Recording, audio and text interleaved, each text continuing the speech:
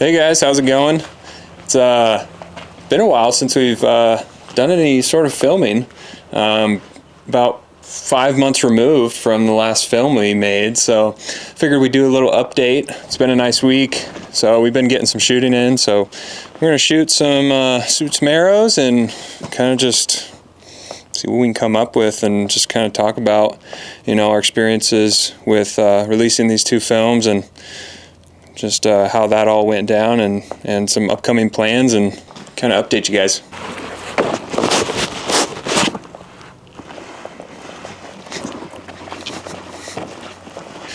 Yeah, so we released the two films, like a couple months ago. Did the elk film and the deer film. It was a learning process, you know, getting all the footage put together, and the production and everything, but it was super fun. We really enjoyed the whole process, and excited to get some more content to put out there. And yeah, the feedback was interesting. The elk film, we got a lot of negative feedback from a lot of people, but we feel good about what we did out there, and I don't have any remorse for how we handled that. And it's interesting to see how other people respond to that. Everyone close to us doesn't really think the way the internet thinks, so it just kind of shows you, yeah, you can't listen to the outside noise too much. So, but the deer film was definitely a step up. That was really fun. We upgraded our setup. We're just more comfortable with filming and stuff, and so that was super fun. And it was kind of sucked, you know, that we didn't get as much like feedback and views that we thought we were going to get, because we were really happy with how that one turned out versus the elk hunt. So, but it is what it is. Keep pumping them out, and you know, it's just fun doing it. So just enjoy getting out there and being able to look back at the experience, and it's cool to be able to watch it back. It really puts you back in that moment, and yeah. So get these targets set up, and what do we got? I kind of went far between there, but what's that target out at? I think it was 60. That was 60? I think so. So we'll do a 20, 30, 40. I mean, we can probably... That's more than 40. That's probably 50 right there. Actually, maybe that's 70. This is probably... Yeah, because I thought 60, you had it right on the other side of the fence. Yeah, I think so. So that's probably 70. We'll put this one at 50. We'll move her out. So, gonna get these. You need some markers. You can get some markers. I know. I should already have them in the ground, but I don't. Maybe shoot some broadheads. Last time I shot a broadhead, it went through an elk, so kind of excited to shoot my broadheads. Hit the 3D range this week.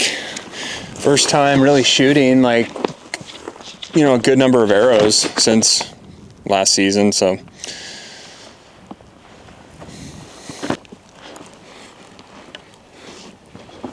Move spots.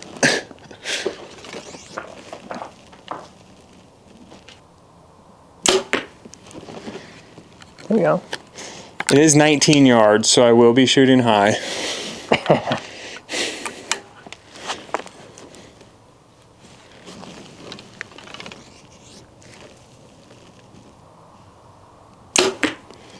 Nice. Good group.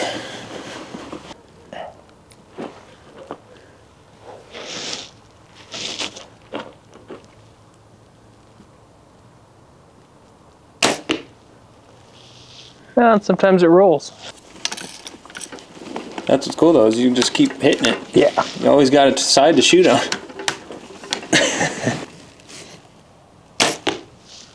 I feel like that's like the best size for travel. I think you just throw it out there and... Oh yeah. Yeah, it's easy. Throw it in the back of the truck and throw it out.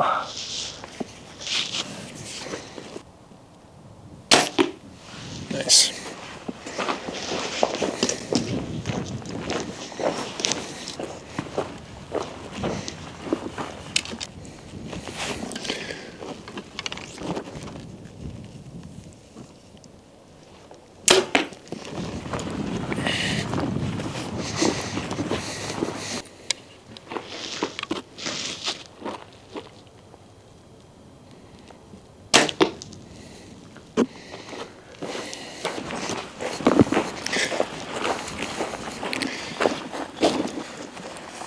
So we also scheduled the trip to take the ponies out to Salida, try to get them back in the area that I hunt with Buddy Garrick. So, oh, nice. Yeah.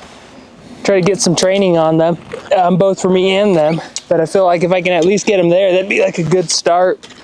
Because it's close to home. It's not 8 miles deep or anything. Yeah. And should be a quick and easy. If we got something, I could call Jordan and say, hey, bring the horses and drive right. a couple hours. Yeah. It's not you don't have to take them around with you. But right, it's not a giant ordeal.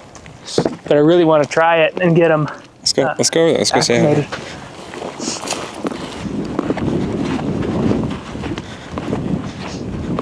Hello, Chew. Hey, guys. So we have Chew and we have Mare, and they don't like men.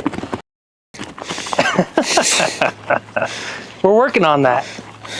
Like 2 guys ganging up on us. So they're both girls? Yeah. It's okay, girl. They go, you guys have been making a lot of sound. She's a brute. Yeah. Yeah, she's a bigger horse. But the white one mare is like 100% broke. She won't throw you or nothing. Chew, the brown one, she's a little more wild. Come on.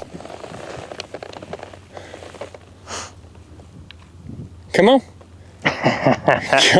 She's old. She doesn't like doing that. She says, I'll walk. You can shoot 20 or you can shoot 30. I got 30. Yeah, stick at 20.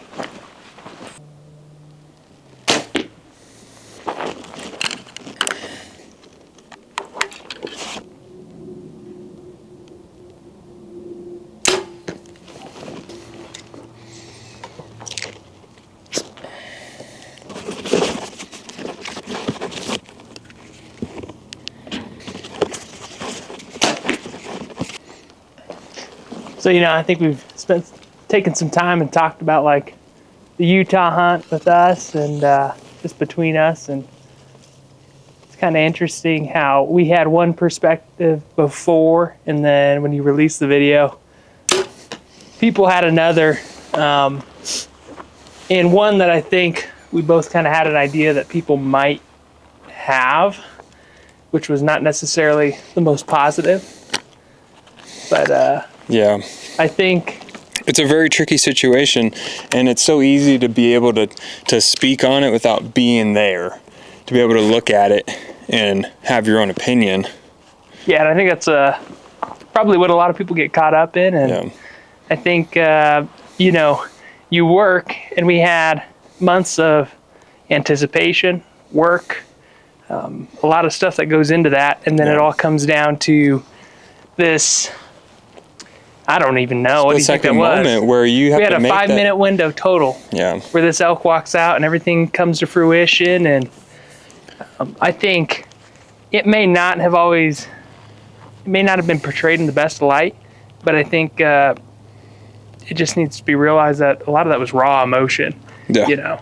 Yeah. And despite who we are, being, you know, we all want to be great sportsmen and all that, there are moments where you've prepared for months and it all comes down to this moment and things don't go the way you expected, planned, wanted. Yeah. It's never going to be a perfect situation. Yeah, and you get emotional. And if it is, then it's a very rare moment. But we gave ample time for that other hunter to come up and talk to us. He saw where we were at. He decided to go the other direction. Well, and I guess, you know, what the video doesn't show is necessarily, there's obviously self-doubt, you know, when something like that happens. Yeah. You get in a scenario like that, we're reviewing the footage, and even myself, I'm going, well, you know I made a good shot. I didn't take a shot that I didn't think I could make. Yeah. And what you don't see is that last shot, he's 100 yards broadside on me, looking right at me, waiting for his cows to come up. and right where I put it on him. How do you not take that opportunity? And you have a 300 class bull at 100 yards away from you. Like, I would. And all indications from us is this guy's healthy, and I've got a look on him at 100 yards, and I've got no blood. I've got nothing. I've got this guy waiting for his cows to get past him, and he's ready to turn the corner and go. So, you know, it's competitive out there, and I have no desire to take somebody else's bull. If somebody else gets him fair and square, I get it. But no, if we would have walked up and we would have saw, what would that have been? 3 different bullet holes. Then it would have been like we would have wanted that guy to come up and be like, hey, let's talk about this. Like, how do we go about this? Because we're not out there trying to take someone else's elk. And I wouldn't be proud of that. You know. No. You know, I want to have an accomplishment that's earned and that's mine. Yes. And you know, I feel like there's a bit of a cloud over the hunt just because of that. I am fine with it because, well, I'm 99% sure that's my bull, right? Because I was the one in the last spot, 100 yards, put it right on him. I've made that shot a bunch of times now. I'm 99% sure, but there's always going to be a little bit of a cloud over it, and you know, it just is what it is. It's not exactly the way I wanted it, but you gotta take the good with the bad. I mean, can't change a situation. Can't do anything about it. But anybody else, I think, in that situation where you have all indications that that's a good, healthy bull, and that you know a guy shot from 700, 800 yards. Easily. You don't let that animal get away. It's a competitive experience. So. You know, it is what it is. That's life. You got to take advantage of every opportunity you get. Well, and the reality is that turned out to be our only opportunity on that hunt. That's the truth. And that's just the reality of hunting is you may only ever get one. It's like, first day we'll pass up on this. It's like you could go a week and not see another elk. And which I have, and I'm sure you have too. 100%, But, you know, I understand, you know, people are going to have their opinions when they're not there. You know, I guess moral of the story is we did our due diligence to make sure that this thing was clean and ethical, and that's really what we want at the end of the day. We made sure, you know, all evidence points, in my opinion, that it's mine. You know, one bullet hole through this thing, and damn right there where I aimed. So that's the part that. No doubt in my eyes that was your elk. So. And that's all. That's what we have to live with. We can't let the outside noise get to us. There was a few moments where it was kind of tough for me, and I wanted to get on there and thumb smash the keyboard, and it's just like you got to step aside and just say, well, you're not going to change these people's minds of what they think. Well, and it's a weird thing whether you want to engage or not in the comments. I am a big not engager. Because, you know, I want to be raw and I want to be authentic to who I am. And sometimes, you know, I'm not perfect. Sometimes I cuss a lot and people have a lot to say about it. And, you know, I'm working on that. There's improvement for me. But at the end of the day, you know, I want to be who I am and not necessarily be influenced by everybody. And I feel like the comments, you know, that you're always going to find people that are never happy with the way you do things. There's always something, So I just want to put our content out and show what really happened, you know? It's not always perfect.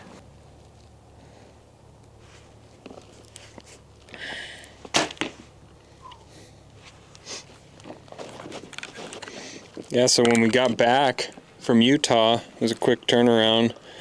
Had some Colorado hunts. We split up, went with our dads, did the first rifle season. Both were successful hunts. My dad got one on the first day, and when did you get yours? I want to say it was day 4. Day 4, damn, Right there at the end, lost hope, and got lucky. It was good. It was a good break. Just hanging around, family, having that more of a chill hunt. I mean, how much did you really hike on that hunt? Not much, hardly at all. I think we may have gone like 1 mile loop, but in comparison to what I guess we do when we're together, it's a chill hunt. But I think it's pretty funny. You know, I think that's kind of one of the things that connected us is we had just happened to both do first season family hunts on opposite sides of the on same opposite mountain. sides of the ridge, like two different units, but it kind of ties into our name, I guess, for our channel. It's Yeah, Ridge right. by Ridge. Yeah, definitely. We're just on opposite sides of the ridge. I'm pretty sure I've heard him kill a couple elk. Yeah. Yeah, I'm pretty sure I've heard your shots before and just never known it. Yep. You're sitting there way off in the distance, but yeah, so that was actually a really cool experience with my dad. We get up there right where we tend to see most of the elk on that trail, and we get right there and we're glassing, and we hear all this noise, and it almost kind of sounded like a squirrel kind of chirping or whatever, and I was kind of looking off to the back, and I looked behind me, and I was like, you know what, that sounds like antlers rattling. And right when I said that, I look in front of me, and there's 2 5-points just battling it out about 400 yards away. And that was a trip. Just that whole sequence, once we saw them, and it just intensified right there. It's like my dad, like, where am I going to shoot off of? I don't have a tree. I'm like, throw your pack down. And he gets down, and I'm trying to get the camera set up, and finally got the spotter set up, and I'm like, just hold on a minute, just wait. And he fires a shot, and I think he missed on that shot, just rushed it, and maybe one of the elk twisted because they're locked up when he shot, and they split up, and I got the whole herd. There was a whole nother group of elk on the other side of that little knob, and they start running up the hill. Pretty decent 6-point comes out, and that was a tough decision, not knowing, kind of same situation. It's like, you don't know if you hit that first elk, and now here comes this bigger elk, and you're like, oh, what do I do? It's those heat of the moment situations where you got to make a decision, and ended up he was wanting, you want to take that bigger elk, obviously, but it was a longer shot, and he kind of was intertwined with the cows, and he just got out of a window there, and there was that 5-point down lower, and just looking at us, and took a shot at him, and dropped him pretty quick. So same kind of deal. You just, so many decisions you have to make on that mountain. But it's interesting because obviously your dad's been around for a while. I think that plays into it too. It's like he's bigger been there. elk. He's gotten that. You know what I mean? Yep. I think, yeah, that's got to play into that whole decision. And you've been around for a while and done this, gotten quite a few.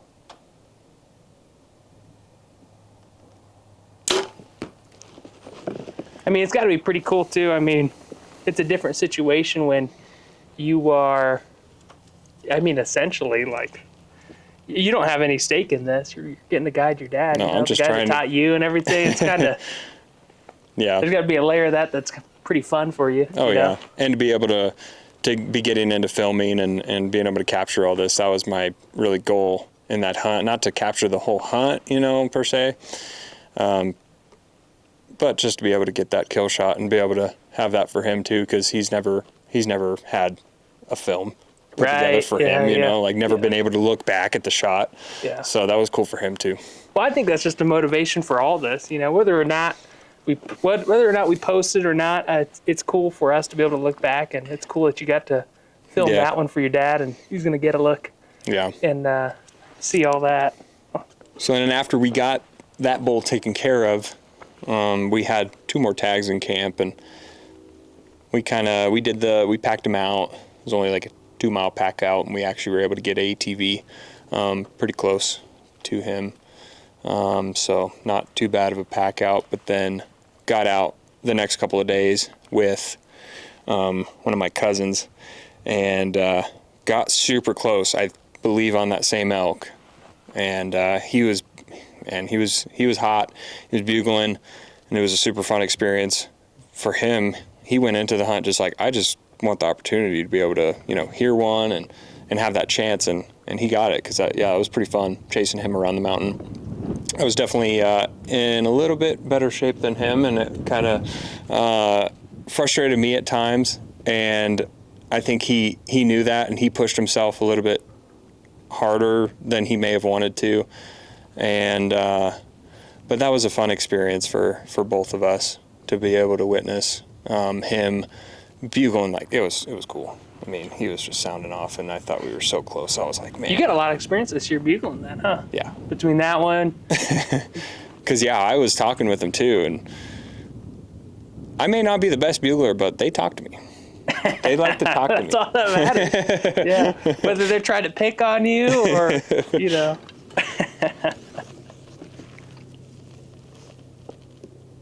Yeah, and I guess that's probably something I need to work on this year.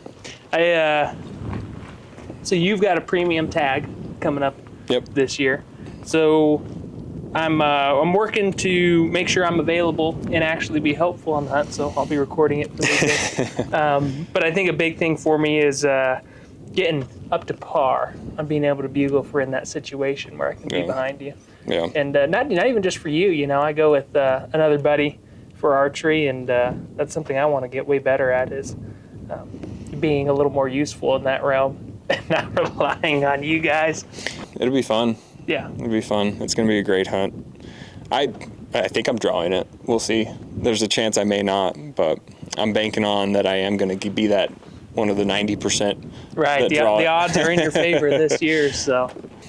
Going to be practicing a lot, archery, doing a lot of scouting this year, so it's going to be fun to bring you guys along on the scout, just doing these types of vlogs, you know, getting ready for these hunts we got coming up. And yeah. I'd say that's the biggest one. Yep. Of this year. I'm going to take 2 weeks off, just grind it out on the mountain, see what we can find. It's going to be fun. Should be some decent opportunities, and hopefully that bull in that 350 range wants to play. There's one there, for sure. You know, it's a wild few years. I mean, since I've started archery, and just seeing how far I've come along in my journey with, you know, shooting my first doe back in 2018. Went on a string of high country mule deer hunts where I came so close to getting one. I missed one at 40. I put a sweet stock on one over a ridge and dropped in on him and busted him, and flung one at 80 that I had no business shooting, but that was actually my first opportunity at like a velvet buck. And it was one of those situations where you're like, you're not getting away. You're like, and yeah. But one yeah, of those, I think when you're like young in it, you know what I mean? You don't get that many opportunities. And I think high altitude bucks are tough. and I've actually bought a book on it and read that book because like just trying to gain as much information like of how to hunt these deer. And it's such a fun hunt because you're up in the high country alpine, you know, and chasing these velvet bucks, and it's become really fun for me that I wasn't hunting elk for a while. I started putting in for this premium tag and just hunted mule deer in September, and then to be able to come off of that and say, all right, I need to get out in the elk woods and see if I can find an elk. And first day out, full day, and I got one, 5-point. So that was pretty cool. I look back on it from time to time. If I'm in my camera roll, I'm just like, I can't believe that happened. Yeah. Like, that was so cool. Yeah. Well, I think that's hunting in general, and I think if you're not in that space, you don't feel that, and you don't understand, like, that random moments you just, like, you're looking through your phone or whatever, and you're going back, and you go back to those memories, and you think about it, and you can't help but smile or think about it. And I look back on all the Garmin messages that I've sent, you know, to my dad, and then sent to you, and I'm just trying to relive that experience because it's a fun experience, and to be able to relive it as much as you can it's cool. Yeah. So yeah, tack's going to be interesting without having a 70 and an 80 pin.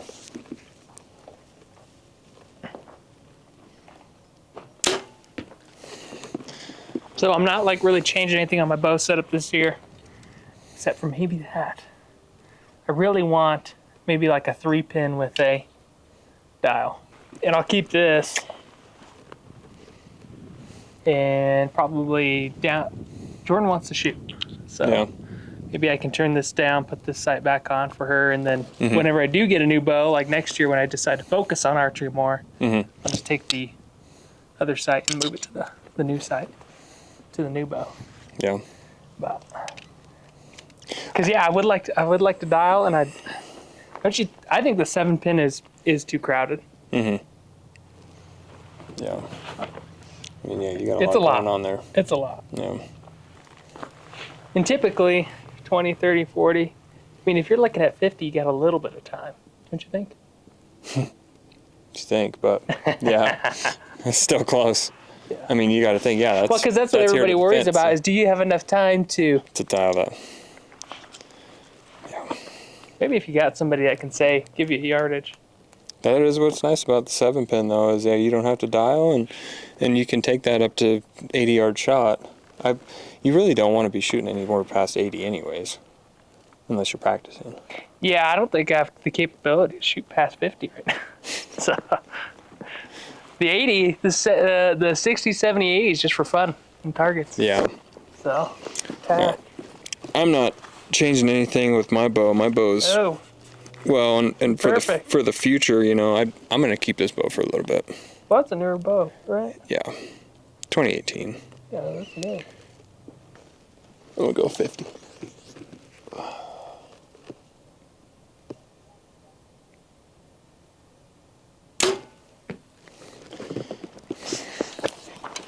Yeah, so talk about your hunt that you went with your dad.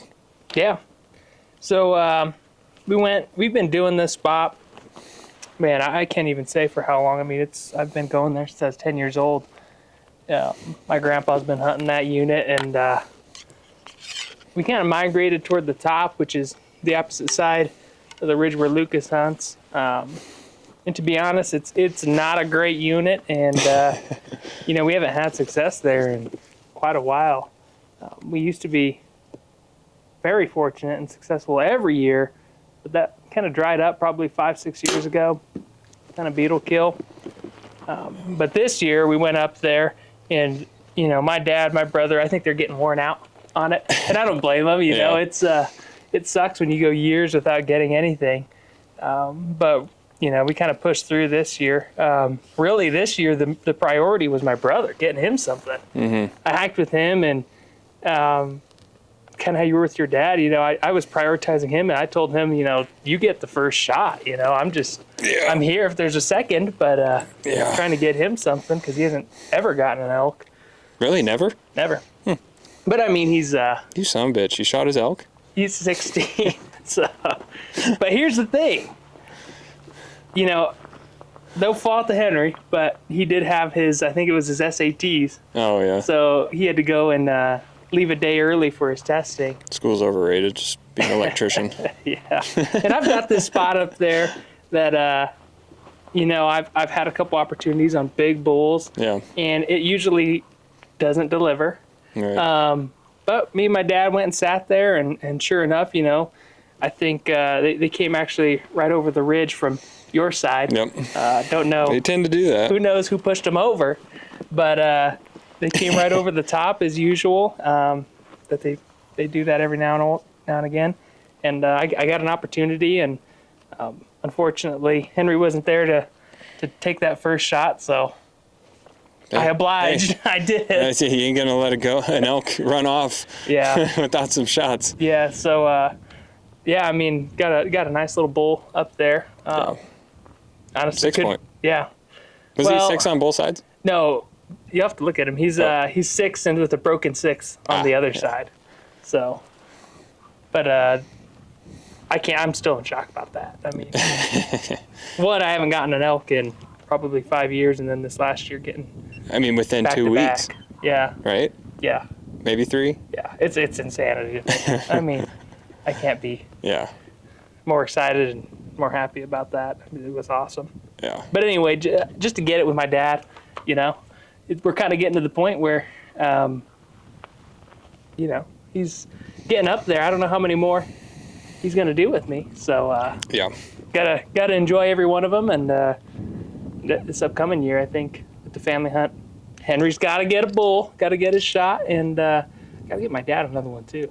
Yeah. So that's the thing about family hunts is I want to help the family get theirs. I don't know about you, but yeah, no. Me and my dad, we kind of have a thing. It was a thing when we were hunting together. Now we've kind of split up a little bit. Like he kind of just hangs out, and I go run up the mountain and try to find him. So the past few years, it's been a little different. But when I first started going with him, it was like 6-point or better. It's his elk, because he didn't want me to get a big elk and be burned out of it, you know. And there's a little bit of, you know, like, I want a big elk. Like, I've been hunting all this, you know, all these years, you know. And you get the little 4-point. You got to put in your miles. And I wasn't opposed to that. So actually the first year I went with him in that unit, it was 2010. It was the first year I turned 15. He's like, when you turn 15, you'll be able to come. I'm like, all right, whatever.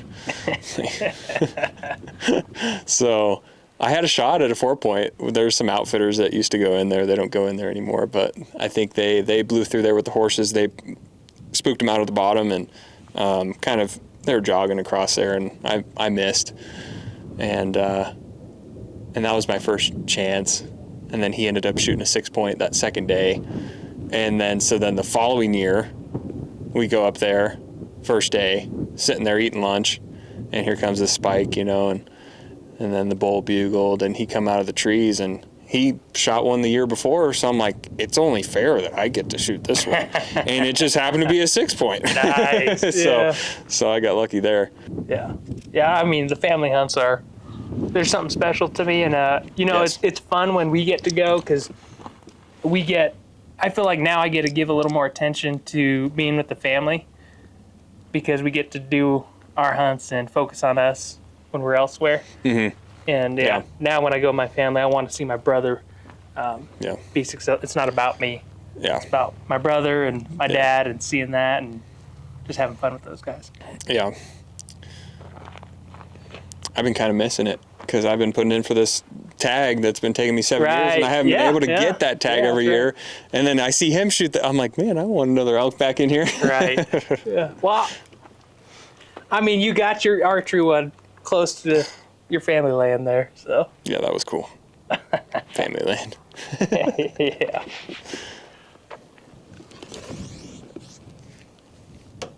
I put my sunglasses back on.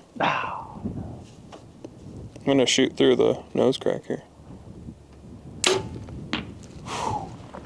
Yeah. I was shooting literally through here where You know what scares me? Is I feel like the string's going to catch them. Maybe it's an irrational fear. I don't know, but... Well, I'm excited to hear about... Tell everybody about your archery hunt. Yeah, so didn't put a lot of, I guess, kind of no real expectations. Not really hunting elk with a bow in a few years, and got this tag over the counter, either sex, in a unit that doesn't have a cow only, so we weren't able to do it together, or, you know, bring along his friend, and just wanted to take some weekends, nothing too crazy, no long trips. So first weekend, September 6th, got up there and packed in 4 miles. Actually, it was only 3 miles. It was just so cool. I know the potential of that drainage, because my dad's hunted there for 20 plus years. Not there every year, but went in there a few years. It's just it's a longer hike than what we're used to doing.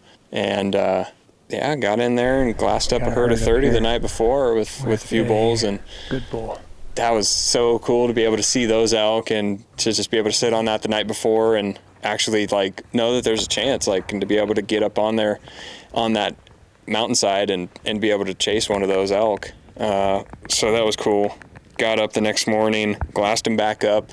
They moved off a ways, and just kind of watched them, and I'm like, I can't watch them all day. I gotta get up there. But just finding that right timing, and so I started working up there. I kind of had an idea of where they were, because once I started working towards them, you know, you get in the timber and you lose them. So I was like, all right, I know they're in that general vicinity. I just got to keep my ears open, you know, and see if I can hear anything. And got up there, started working, thought I was going to call them into a few different meadows, and then backed out of those because didn't feel right. Kept going, got around this little like rocky knob right there, and I spotted a cow.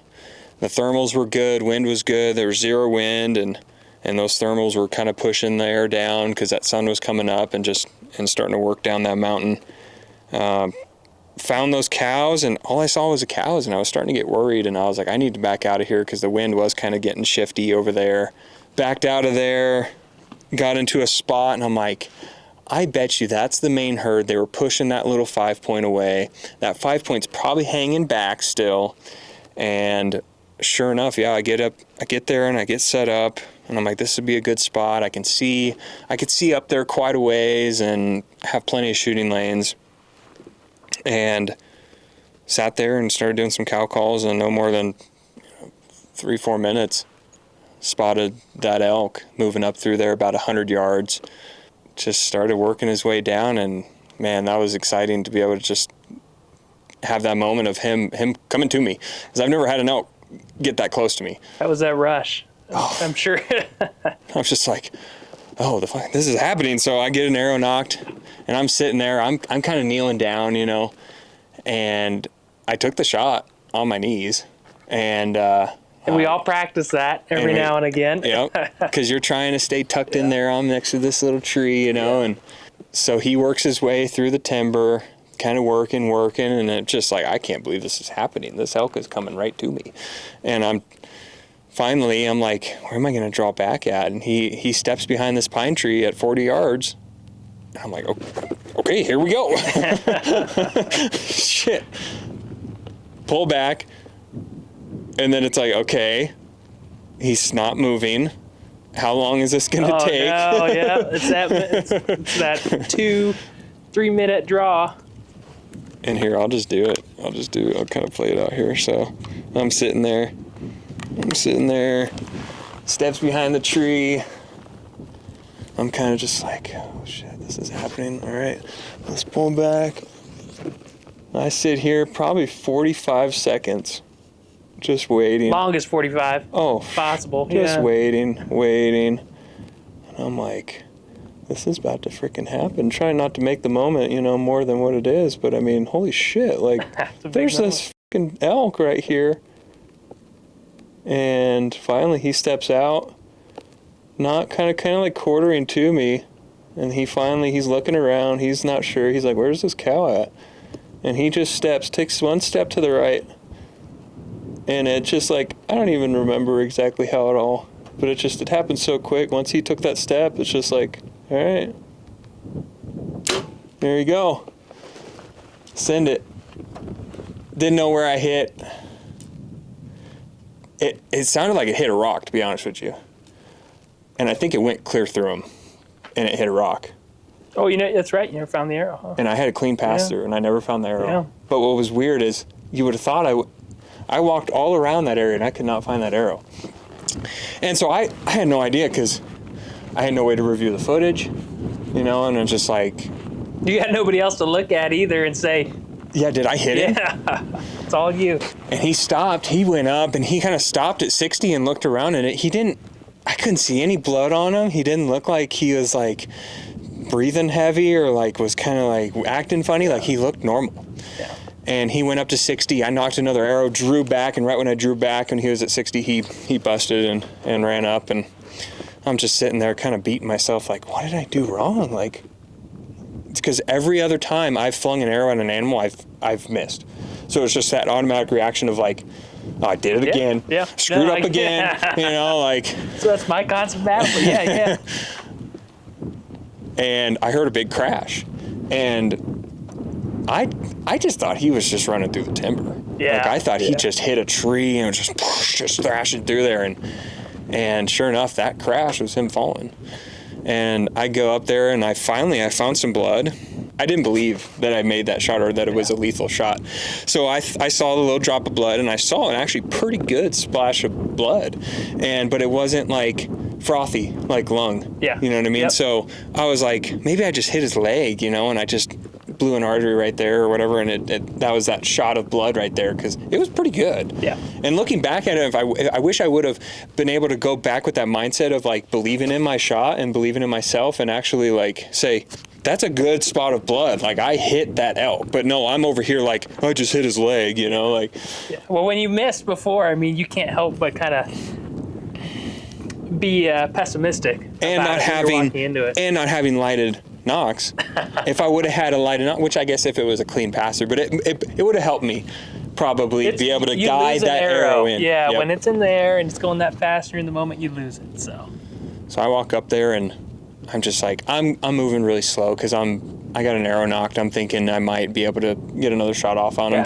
He's curious. He's not really ran off all the way, and I hear like deep breathing, and it was almost like him just letting out, like, because he was up there dead, like he was just letting out whatever left he had in his lungs, and I got excited and I was like, I kept moving, but then I went too far and I was like, all right, I got to start back over. I got to go back to that first big splash of blood and just work a different way. And that was surreal. Just coming around that corner about 30 yards up the hill and there's dead elk. Yeah. And it's like, guys. I did it. I did that. Nice. That is so cool. And that feeling's Very different typical. than when you're even with somebody. Yeah. It's a Still got I it. think it's probably a bigger feeling when you realize I did this alone. There's no real big celebration or anything. Like, it's just like, wow, that's real. Yeah. Like, it's so much more like intimate with yourself, of like, you start playing through all of what happened, and it's just, that was so cool. And so, super fun experience. Yeah. Well, like I said, there's something to be said about doing that 100% by yourself. Yeah. Getting up there and having all those moments. And in a spot where my dad has killed elk there before. Yeah. And I just went up there on my own, and even my sister, she's like, you're going by yourself? And I'm like, right. It's weird for people. Yeah, it's like, it's like, but it's so cool. I love doing it, and I love going with you. It's a completely different experience.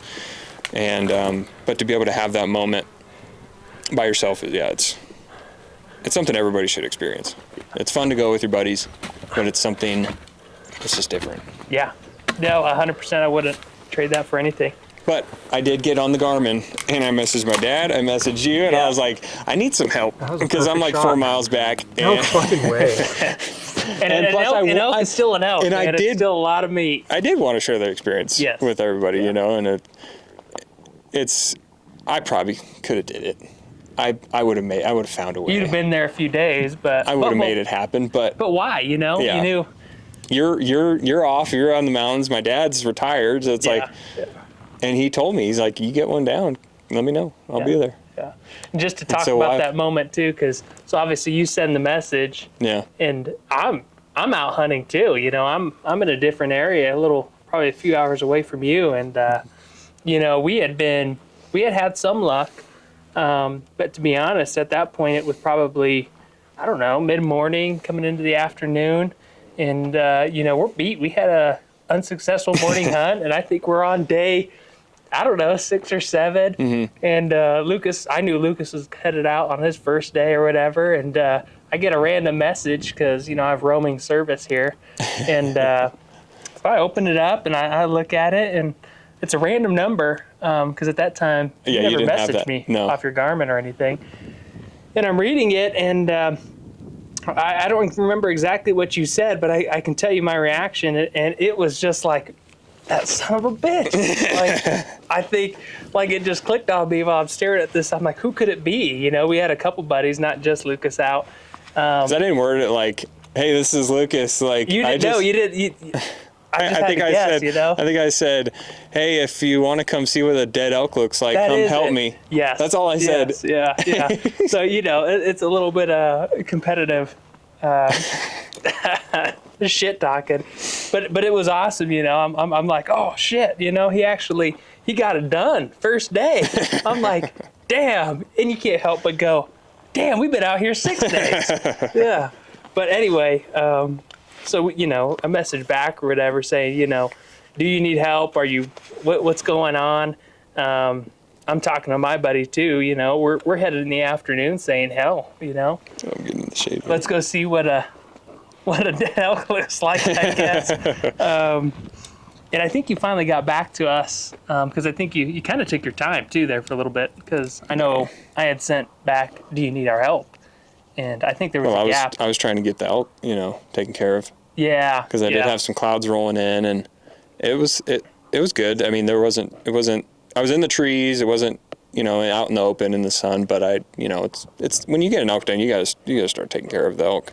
And so I'm trying to balance my dad blowing up my phone and trying to do all that. And yeah. Well, and then finally, I think you got back to us and said, yeah, you'd appreciate the help or whatever. And so we go hauling ass off the mountain trying to get to you because you sent me some coordinates. So we were looking at that, getting off the mountain, said, all right, let's go. And I'd like to talk about the fact of how little information you put on that Garmin message. So we're headed up the mountain. I'm trying. I was like, and he's 3 hours away, and we're looking at this mountain going, oh no.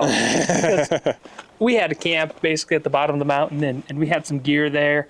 And we said, oh, no, we'll be fine, We're just going to get in and out. Right. We're hauling ass to that mountain. We're pulling up. We got to see those clouds coming over. We're going, oh, no. Oh, no. It's getting late. So meanwhile, I'm trying to get the elk down to my camp that's 3 miles away from the trailhead. I'm getting rained on. My boots are soaked. My pants are soaked.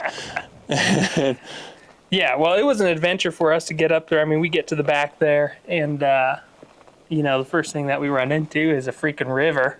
And it's coming down on us. And you know what? At the end of the day, we're game. It's that's what we're out here to do. We're having fun. We figured it out, got over that mountain, caught up to you, found you. And I think, had you gotten like 3/4 of it out basically by the time, or half? I got 2 loads back. But I had 5 bags because I had each leg, and then I had a bag of bone meat, and then the head. Yeah. So then, I got 2 bags down. There was 3 bags left. So then I figured you could take 2 legs, and then I can take the bone meat, or I don't remember exactly how we did it, but then take the head. I would take the head, and I figured I was like trying to figure out this balance of like how are we gonna evenly take this out, Yeah. And with having 5 bags and me getting 2 down, that was perfect. We would get 3 loads back to camp. Got down to camp like right before dark, and I had to break down my camp stool. I had everything all set up. Yep. And got that taken care of, and kind of split up the meat, and was able to get 3/4 of it out. Yeah. And then we just had to go back up and get the other 1/4 in the head the next day with my dad because he got in there late, but packed that out in the dark. And the longest pack out I've done, and especially in the dark, I've never done a pack out in the dark before. But it was cool. Fun experience. Yeah, that was awesome. That was really cool. I feel like the moments when you don't put a lot of expectation on things is when it tends to work out. Yeah, you put pressure on it, and it just doesn't ever seem to happen. Yeah. So. Yeah, so we get back from all our elk hunts, and we're starting to review the footage, and I'm like, man, we got to do something different here. This is so shaky. The microphone, we had issues with the microphone, and I kind of told myself, I was like, I really wanted to get a gimbal because Broedy, he talks, watch this video about the gimbal and lenses and microphone, and I'm like, there's a lot better. There's a lot more we can do to make this better. Well, I think that's the thing is we watch a lot of videos, and we get inspiration or have an expectation for the quality that we like to watch. So we're watching ours, and we're going, ooh, wow, like, I'm getting dizzy, Yeah. So definitely had some changes in between those hunts. So I got the gimbal, and that definitely improved. A little bit wider angle of a lens, and went into that deer hunt like, we're gonna get something sweet here, and it came out pretty good. And still room for improvement, but that was a fun hunt. A lot chiller than all the elk hunts, and came up successful on that one too. Just at the last few days. Yeah. I mean, you want to see the whole story, you can go and watch the video. But awesome experience. It was a bit of a longer hunt for us. Yeah. So I think the only kind of weird part about that one was we felt like, I think both of us did, that was our better film, in that for whatever reason it didn't get as much. Got less views. Which we're not judging it off of that. Everybody wants to watch an elk hunt. Yeah, but I think I kind of think the deer market is just Yeah. crowded. It's in general. saturated for sure. Yeah. That's the word I was trying to find earlier. There you go. Saturated. But I mean, I think it definitely is big improvement for us, and hopefully we take that same stuff onto our next hunt. That's exactly it. Those were like practice pretty much for us. And it's going to continue. Yeah. This bear hunt's going to be a whole nother curve, that we have to overcome. Yeah. Because you want to be able to be in the moment. You want to be able to experience things for yourself and not have to worry about a camera. But it's a balance of like, I want to be able to save this for the future, to be able to watch. So it's like, you got to find that time to just get out there and film, because memory's only so good to remember those experiences. Well, because you want to share them, Yeah. You have this awesome idea in your head, and you just really want to be able to share it with, the people you love, your friends, family, all that stuff. And it's funny because, you say sometimes you just want to forget about the camera. I think you can even see that in the deer hunt film at the end, where I'm going. I'm just trying to find a deer at one by the end of that thing. Yeah. It's like, man. No, once we got the deer, we didn't do any filming after. Once it went dark, it's like we could have got some cool, like, in the middle of the pack out, like getting back to the truck, like that whole experience of Jason coming to get us, like that would have been cool to have. But well, I guess that's something that we got to get better about, is just filming at night. We actually have all the gear to film at night. No excuses. Yeah, but we'll remember next time. Yeah. That was definitely one of our notes on that film. Yeah. Finally found some deer. That was so cool in the snow. I mean, they stood out like a sore thumb with the snow, and that was a cool stock so far away. And there was not a lot of cover. I mean, we just booked it across that snowfield, man, that whole bowl, just no cover, and was able to, we were patient. We moved across there really patiently, made strategic moves, and came down to, I just wanted to get closer. I wanted to make sure I got a good shot off on this deer, and being that it wasn't like a massive deer and they weren't like spooked, like, why not? Let's try to get closer. And I'm happy you were the voice of reason there, and I'm happy that patience prevailed there, and it really did work out. Because if we were aggressive and we just started shooting at 600 when our rangefinders weren't working really at that distance, it was just on that cusp of distance where it's like the rangefinder doesn't want to work right. It's like, it may go out to 1,000 yards, but you got to have a solid backdrop, and the way that snow was glaring with the sun, but we were able to get close. We were patient, and he came out, and I mean, it couldn't have been a better spot. I mean, where he came out, he stopped right in that opening of that timber, and I wish I would have made a better shot. And there's been some adjustments in that I've gone through this winter, and getting a new scope and wanting to be a better marksman with a rifle, because I put so much effort into archery. And I'm just like, I'll just take my rifle out and just start winging. But it's another level to it. You still have to be able to know how to shoot a gun efficiently. Yeah. Well, and I think that's just in the hunting world altogether. A lot of guys just do that. Yeah. It's everybody thinks that they can just pick it up and go, and it is easier in my opinion than bow. Yeah. But it does require some time. Yep. So that was a good hunt. That was fun, and just another opportunity to get out in the woods, man. Even though it was a tough hunt, and not a lot of big bucks are coming out of there.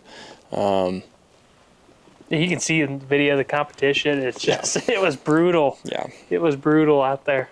Yep. When it comes to public land hunting. Walked away with something.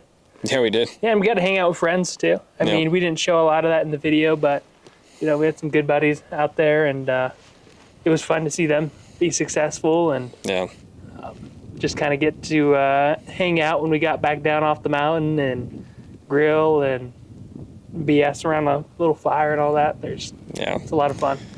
So I guess enough reminiscing. I mean, we got a lot to look forward to this year. I think so. First up on the list here is we're doing bear. Completely new for me. Black bear. Yeah, we'll say that. Black bear, Idaho. Completely new to me. Something I've never done. Lucas is really the inspiration behind it. You know, timing couldn't be better. You get the you get tired of just sitting around in the winter and being cooped up. So the May time frame is perfect. There's nothing going on. Breaks up that big wait time in between, basically September, October, all the way to the next year. So we're super excited. I mean, this year we're going with 2 other guys all the way up to Idaho. I have no idea what to expect. I mean, I think you've done more of the scouting than all of us. So we're Very just anxious about it. I love looking at maps, so it's just natural for me to just over scout, I guess. right. Well, hey, and it works. So that's where your freaking strong suit is. It's going to be interesting though, because I mean, we're going to be basically backpacking in with 4 guys. We've never done a group that big. Really don't know what to expect out of that. Hopefully there's enough bears on the mountain for all of us, should we be that lucky. And yeah, I mean, we're going to try the backpacking style with all those people. Who knows what to expect. That center's a little shot out of it. Yeah, it is. That's good. Yes, yeah, it actually is, yes. Yeah. That is because, yeah, I do shoot the broadheads through there, and I can only shoot 20 at my house, so that center just gets hammered. Not to sound cocky. Yeah, that center, it's hammered, man. That's not cocky, that's confidence. Yeah. Yeah, so I'm pretty stoked about the bear hunt. We got 2 months away for this, and it'll be the longest, like, honestly, well, I guess I've been to Glacier, but to do something like that and that far away from home is something new to me. Going hunting in another new state. Utah was the first one, and now Idaho, and eventually Wyoming. So we're gonna be cruising around here for a while, and it's fun. I love traveling to begin with, and then to be able to add something we're passionate about to that is it's really exciting for me. And to be able to chase an animal that I've gone on a couple Colorado bear hunts that were unsuccessful and not really like dedicated like we are with this one here. So it's exciting. All right, guys, that's a wrap on the first episode of our vlog series we're doing. Had so much fun filming that, shooting our bows, just talking about last season, all our experiences there, the Utah hunt, deer hunt, our hunts with our dads, my bow hunt, first elk killed with the bow. That was so cool to talk about. There's more content on the way. We're going on this bear hunt. Super excited about that. We're going to be doing some gear reviews and pack dumps for that hunt. Excited to get those filmed. I'm actually going through some of my gear right now, just making sure I have everything that I need to be able to, pack my backpack. I'm hoping I don't need a bigger backpack, so we're going to find out. Stay tuned. More content on the way. Thanks for watching. Like and subscribe. You know the deal. Appreciate you guys. Catch you on the next one.